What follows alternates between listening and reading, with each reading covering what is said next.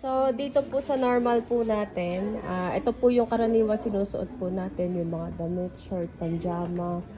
Ano po, yung wool naman po, ito po yung mga maninipis po na tela. Yung duvet naman po, ito po yung makakapal po na kumot, pero hindi po lalagpas ng 7. Ano po? Or comforter po, ganun. School care. Then, dito naman po tayo sa normal, pre-wash normal.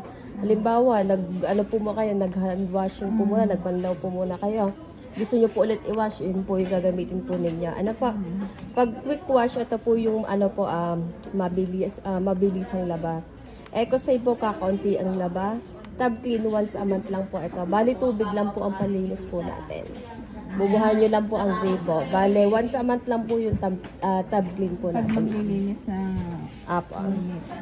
dito naman po sa range po, nasa inyo po kung halimbawa po, kung ilang banlaw, ano po ma'am, kung may isa, kung ano po,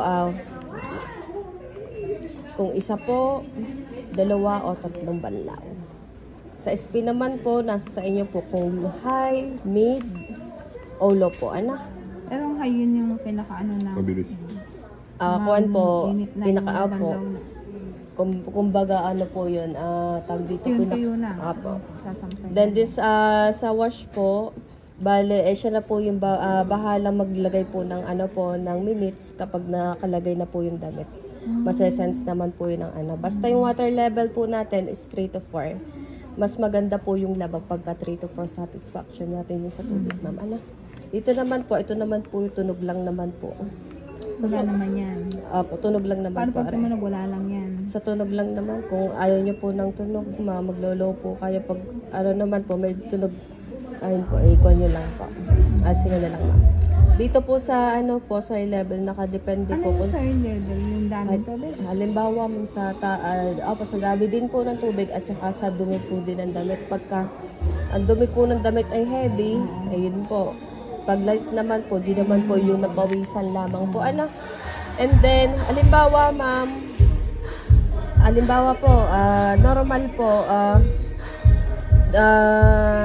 kung ano pong nakailaw po dito, yun po yung gagawin po ni washing po. Halimbawa, gusto nyo pong mag-wash. Yun po yung tatlong gagawin po ni washing. Yung wash, rinse, spin. Kung halimbawa po, gusto nyo po ng wash, banlaw po, at saka dryer na. Yun po yung gagawin ni washing, yung nakutlo. Ngayon po, kung ang gagawin nyo lang po ay wash, alisin nyo lang po si spin, double dalawang pindot para mawala yon. Rinse po, 2 din. Wash na. Yun lang naman po ma'am. Dapat pag ayos na dito, 3, play na. Na po. Dito na yun. Start na po tayo.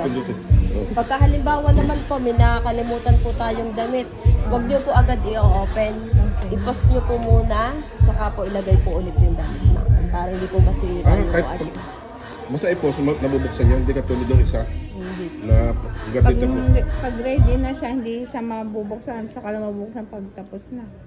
Hindi naman. Pagka halimbawa po, may nakalimutan po kayong damit, i-pause nyo lang po.